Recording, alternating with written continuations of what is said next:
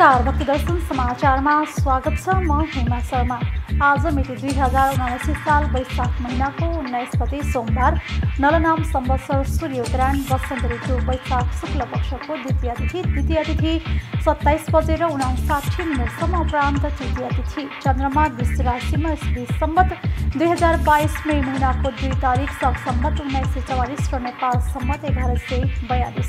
आज सूर्य बिहान 5:26 र सूर्यास्त साँझ 6:37। सर्वप्रथम अहिले समाचार प्रमुख समाचार। आज वैशाख शुक्ल पक्षको द्वितीय तिथि सोमबार। वैदिक सनातन धर्ममा सोमबारको व्रतको विशेष महत्व।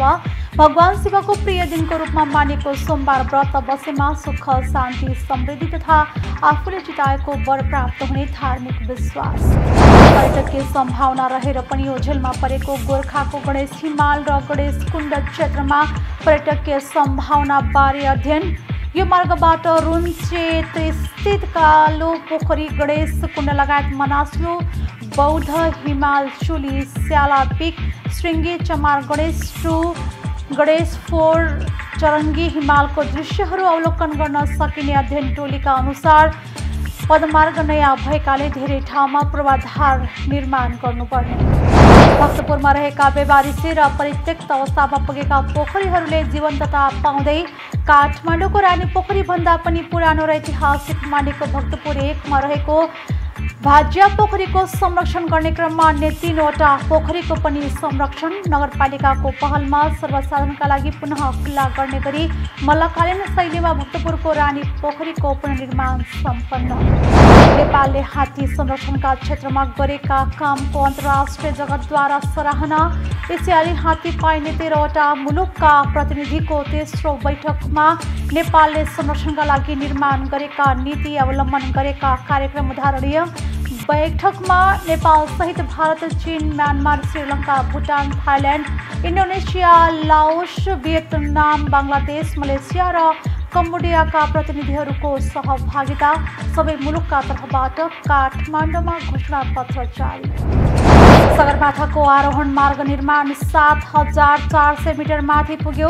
11 जना टोलीले डोरी टाँगेर बाटो निर्माण चौथो क्याम्पमाथि पुर्याएको 7 समिट ट्रेकद्वारा जानकारी। मे 10 मा चुचुरो पुग्ने लक्ष्यका साथ बाटो निर्माणलाई तीव्रता। नेपालका अग्ला 25वटा हिमाल आरोहणका लागि 879 जना आरोहीले अनुमति लिए आधार शिविर पुगे। यस महिनामा मात्र यी हिमाल आरोहण गर्न 74 देशबाट 195 महिला र 704 जना पुरुष गरी 879 जना आरोहीले अनुमति लिएको पर्यटन विभागद्वारा जानकारी।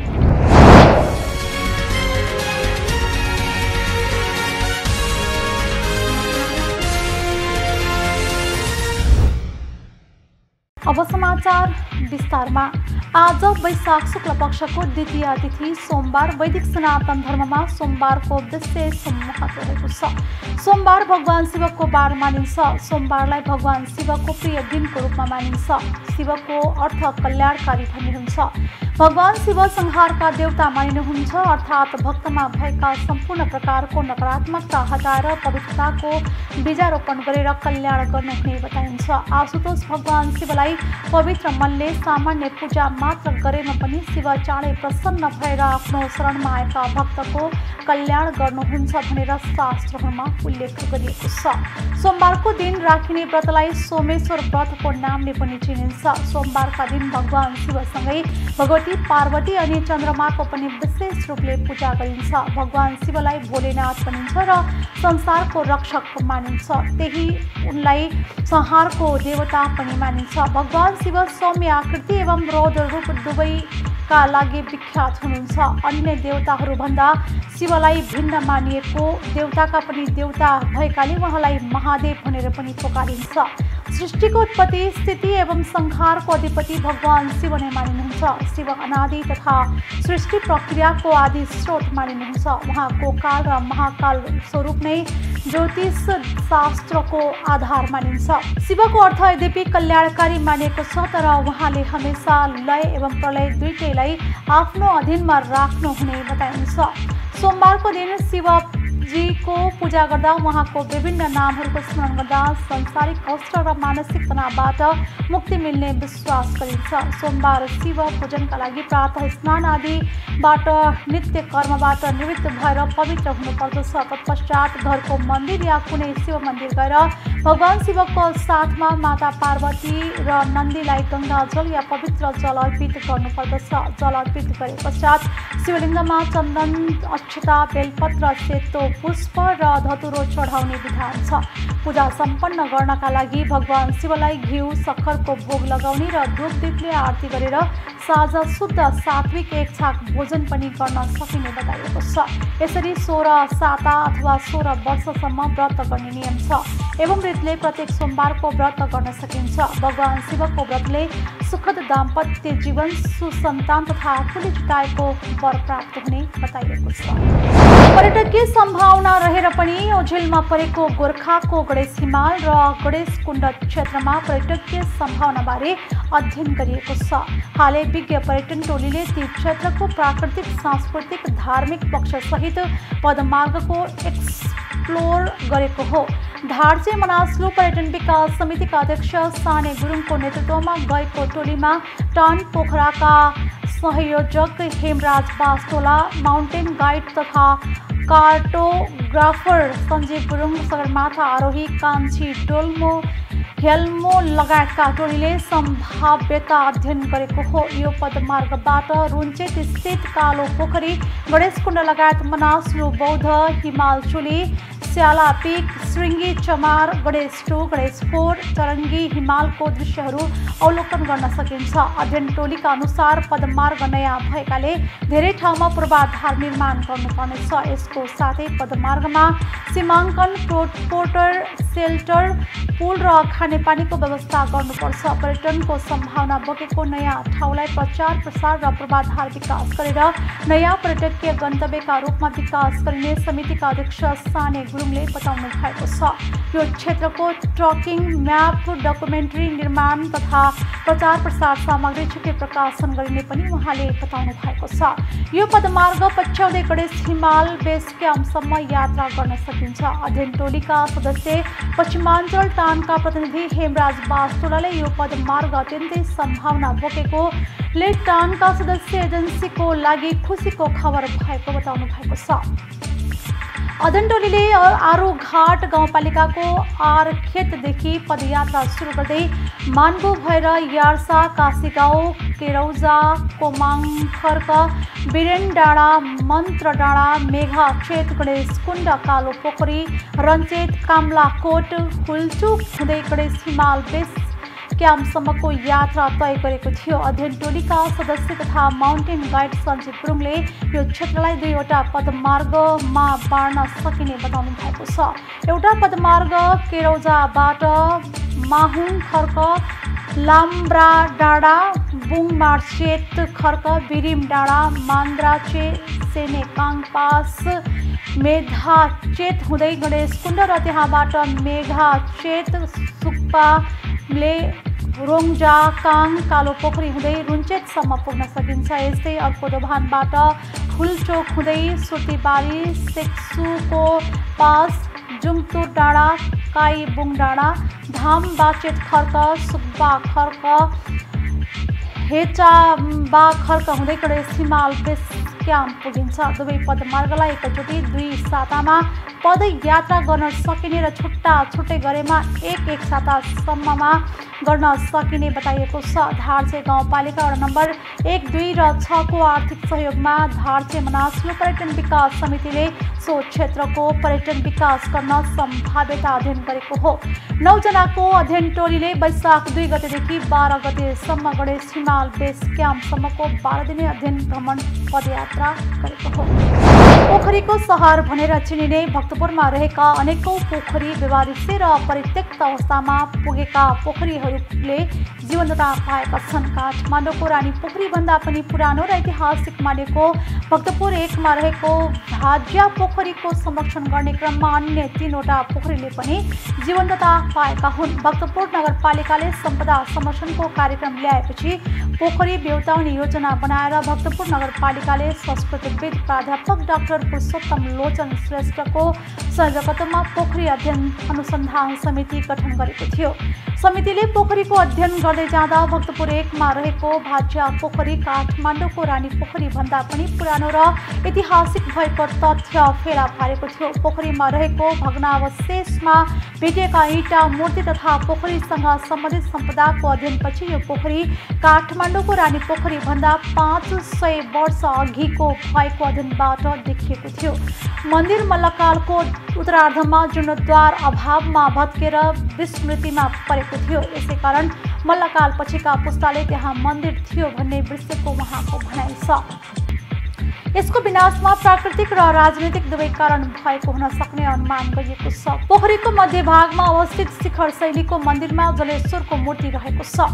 संस्कृतविद प्राध्यापक डाक्टर पुरुषोत्तम लोचन श्रेष्ठका अनुसार नेपाल सम्वत 801 विक्रम सम्वत 1738 मा नेपाल मण्डलमा ठुलो भूकम्प गएको थियो। भूकम्पमा परि मन्दिर भत्किएको र पछि राजा भएका जिता मित्र मल्ल र उनका छोरा भूपतिन्द्र मल्लको ध्यान जीर्णोद्धार पुनर्निर्माण र नवनिर्माणतिर गएको देखिन्छ। भक्तपुरको सौन्दर्यीकरणमा पनि यिनै बाबु छोराको योगदान देखिएको उहाँको ठन्याइ छ। भक्तपुर नगरपालिकामा पुराना पोखरी पुनर्निर्माण गर्ने क्रममा भएका पोखरीसँगै अन्य 3वटा पोखरीले पनि जीवन्तता पाएका हुन्। भक्तपुरका राजा जगज्योति मल्लले 1687 सालमा रानी राजलक्ष्मीको सम्झनामा पोखरी बनाउन लगाएको बताइन्छ। त्यसको करिब 40 वर्षपछि मात्र प्रताप मल्लले काठमाडौँको रानी पोखरी बनाउन लगाएको संस्कृतविद बताउँछन्। सल्लाघारी स्थित सैनिक आवासीय महाविद्यालय परिसरमा रहेको यो पोखरी 2040 सालतिर सैनिक तालिम केन्द्र बनेपछि नागरिकको पहुँच बाहिर परेको थियो। नागरिकलाई त्यहाँ आउजाउमा रोक लगाई सेनाको नियन्त्रणमा रहेको पोखरी खुल्ला गर्न स्थानीयले वर्षौंदेखि माग गर्दै आएका थिए। नगरपालिकाको पहलमा सर्वसाधारणका लागि पुनः खुल्ला गर्ने गरी मल्लकालीन शैलीमा रानी पोखरीको पुनर्निर्माण सम्पन्न भएको छ। रानी पोखरीलाई पनि पर्यटकीय स्थलका रूपमा विकास गर्ने योजना रहेको बताइएको छ। नेपालले हात्ती संरक्षणका क्षेत्रमा गरेका कामको अन्तर्राष्ट्रिय जगतले सराहना गरेको छ। एसियाली हात्ती पाइने 13वटा मुलुकका प्रतिनिधिको तेस्रो बैठकमा नेपालले संरक्षणका लागि निर्माण गरेका नीति अवलम्बन गरेका कार्यक्रम उदाहरणीय भएको बताइएको छ। काठमाडौँमा 3 दिनसम्म सञ्चालन भएको बैठकमा ती मुलुकका सरकारी उच्च अधिकारी, हात्ती अध्येता, संरक्षणविद तथा अन्तर्राष्ट्रिय संरक्षण साझेदार संस्थाहरूले नेपाल संरक्षणको क्षेत्रमा सफल भएको प्रतिक्रिया व्यक्त गरेका छन्। बैठकमा नेपाल सहित भारत, चीन, Myanmar, Sri Lanka, Bhutan, Thailand, Indonesia, Laos, Vietnam, Bangladesh, Malaysia र कम्बोडियाका प्रतिनिधिहरूको सहभागिता रहेको थियो। सबै मुलुकका तर्फबाट काठमाडौँमा घोषणा पत्र जारी भएको छ। घोषणा पत्रमा नेपालले संरक्षणमा हासिल गरेको सफल कार्यक्रम अन्य मुलुकले पनि अनुसरण गर्न सकिने उल्लेख गरिएको छ। हात्ती प्रकृतिको विशिष्ट वन्यजन्तु भएकाले यसको संरक्षणमा विशेष खालका चुनौती रहेको औलाउँदै संरक्षणका लागि प्राथमिकताका साथ काम गर्नुपर्नेमा बैठकले जोड दिएको छ।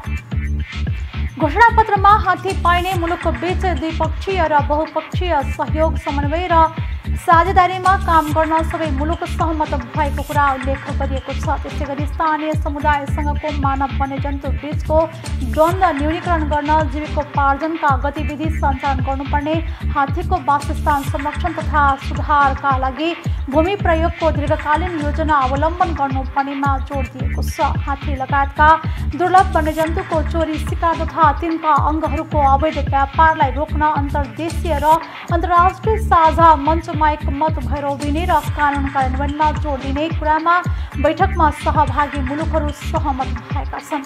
घरपालुवा हात्तीबाट पर्यापर्यटनको प्रवर्धन भइरहेको सन्दर्भमा त्यस्ता हात्तीको आहार विहार, औषधि उपचार तथा स्वास्थ्य परीक्षण लगायतका विषयमा संवेदनशील हुनुपर्ने कुरामा सबै मुलुक सहमत भएका छन्।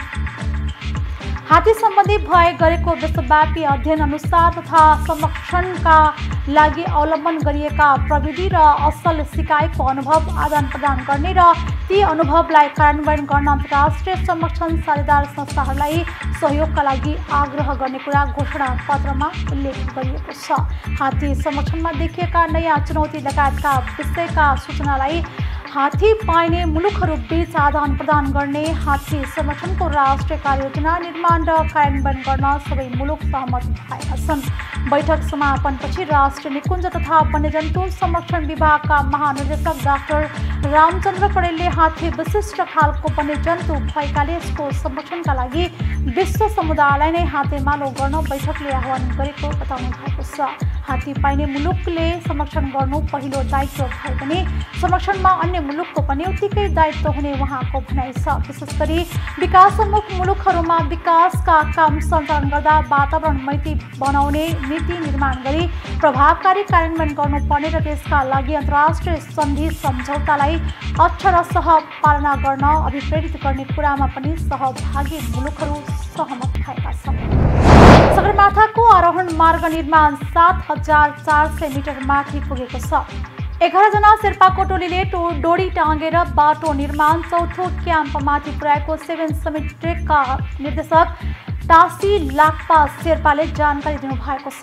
मे 10 मा चुचुरो पुग्ने लक्ष्यले बाटो निर्माणलाई तीव्रता दिएको शेर्पाले जानकारी दिनुभएको छ। यो बाटो हुँदै सगरमाथा, लोसे र नुप्से हिमालको आरोहण हुने गर्छ।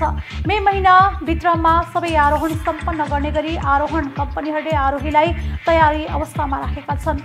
हाई पचाउन पहिलो दोस्रो क्याम्पसम्म पुगेर आधार शिविर नै फर्केर आरोहणको तयारी अवस्थामा रहेको पाइनियर एक्सपिडिसनका प्रमुख लाक्पा शेर्पाले जानकारी दिनुभएको छ। त्यस्तै नेपालका अग्ला 25 वटा हिमाल आरोहणका लागि 879 जना आरोहीले अनुमति लिई आधार शिविर पुगेका छन्। यस महिनामा मात्र यी हिमाल आरोहण गर्न 74 देशबाट 195 महिला र 704 जना पुरुष गरी 879 जना आरोहीले अनुमति लिएको पर्यटन विभागले जनाएको छ। यस महिना नेपालका हिमाल आरोहणका लागि आउने आरोही मध्ये सबैभन्दा धेरै अमेरिकाबाट 133 जना, त्यसपछि युकेबाट 106 जना, भारतबाट 60 जना, फ्रान्सबाट 56 जना रहेको विभागको तथ्याङ्क छ। 25 वटा हिमाल आरोहण गर्न 111 आरोहण दल छन्। विभागले प्रत्येक आरोहण दलका लागि 1 जना सम्पर्क अधिकृत समेत खटाइसकेको जनाएको छ। आरोहीसँग समन्वय गर्दै गैर कानुनी विधिले अनुगमन गर्न सरकारले कार्यालय नभएको क्षेत्रमा तत्कालका लागि सम्पर्क अधिकृत खटाउने गरेको छ। यस महिना सबैभन्दा धेरै सगरमाथा आरोहणका लागि 316 जना, त्यसपछि लोसे हिमाल आरोहणका लागि 112 जना, आमा दबलम हिमाल आरोहणका लागि 97 जना, कञ्चनजङ्घा हिमाल आरोहणका लागि 67 जना, नुप्से हिमाल आरोहणका लागि 57 जनाले अनुमति लिएको विभागको तथ्याङ्कमा उल्लेख छ। सगरमाथा आरोहणको तयारीसँगै आरोहण मार्ग चौथो क्याम्पमाथि पुगेको छ। यी हिमाल आरोहण शुल्क बापत विभागले 46 करोड 75 लाख 7,671 रुपैयाँ राजस्व सङ्कलन गरेको पर्यटन विभागले जनाएको छ।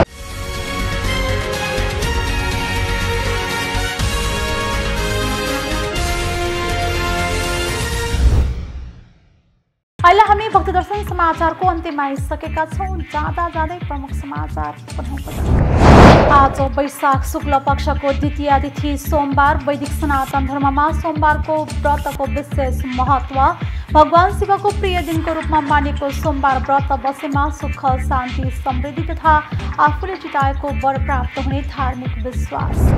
पर्यटकीय सम्भावना रहेर पनि ओझेलमा परेको गोर्खाको गणेश हिमाल र गणेश कुण्ड क्षेत्रमा पर्यटकीय सम्भावना बारे अध्ययन। यो मार्गबाट रुन्चेत स्थित कालो पोखरी, गणेश कुण्ड लगायत मनासलु, बौद्ध हिमाल, चुली, स्याला पिक, श्रृङ्गी, चमार, गणेश 2, गणेश 4, चरङ्गी हिमालको दृश्यहरू अवलोकन गर्न सकिने अध्ययन टोलीका अनुसार पदमार्ग नयाँ भएकाले धेरै ठाउँमा पूर्वाधार निर्माण गर्नुपर्ने। भक्तपुरमा रहेका बेबारिसे र परित्यक्त अवस्थामा पुगेका पोखरीहरूले जीवन्तता पाउँदै काठमाडौँको रानी पोखरी भन्दा पनि पुरानो र ऐतिहासिक मानेको भक्तपुर 1 मा रहेको भाज्या पोखरीको संरक्षण गर्ने क्रममा अन्य 3वटा पोखरीको पनि संरक्षण। नगरपालिकाको पहलमा सर्वसाधारणका लागि पुनः खुल्ला गर्ने गरी मल्लकालीन शैलीमा भक्तपुरको रानी पोखरीको पुनर्निर्माण सम्पन्न। नेपालले हात्ती संरक्षणका क्षेत्रमा गरेका कामको अन्तर्राष्ट्रिय जगतद्वारा सराहना। एसियाली हात्ती पाइने 13वटा मुलुकका प्रतिनिधिको तेस्रो बैठकमा नेपालले संरक्षणका लागि निर्माण गरेका नीति अवलम्बन गरेका कार्यक्रम उदाहरणीय। बैठकमा नेपाल सहित भारत, चीन, Myanmar, Sri Lanka, Bhutan, Thailand, Indonesia, Laos, Vietnam, Bangladesh, Malaysia र कम्बोडियाका प्रतिनिधिहरूको सहभागिता।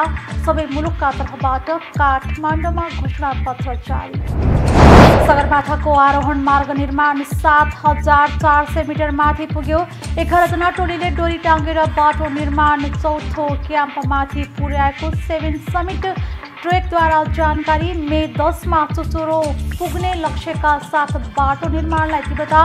नेपालका अग्ला 25वटा हिमाल आरोहणका लागि 879 जना आरोहीले अनुमति लिए आधार शिविर पुगे। यस महिनामा मात्र यी हिमाल आरोहण गर्न 74 देशबाट 195 महिला र 704 जना पुरुष गरी 879 जना आरोहीले अनुमति लिएको पर्यटन विभागद्वारा जानकारी। अहिलेलाई भक्तदर्शन समाचार यति नै। सामाजिक सञ्जाल मार्फत हामीसँग जोडिनका लागि फेसबुक तथा ट्विटरमा लाइक तथा फलो गर्न सक्नुहुनेछ भने युट्युब मार्फत पनि हामीलाई प्रत्यक्ष हेर्न सक्नुहुनेछ। त्यस्तै कुनै सल्लाह सुझाव तथा प्रतिक्रिया भएमा भक्तदर्शन@माउन्टेनटिभी.com हामीलाई पत्राचार गर्न सक्नुहुनेछ। धर्म, संस्कृति र संस्कारको संवाहक भक्तदर्शन टेलिभिजन HD।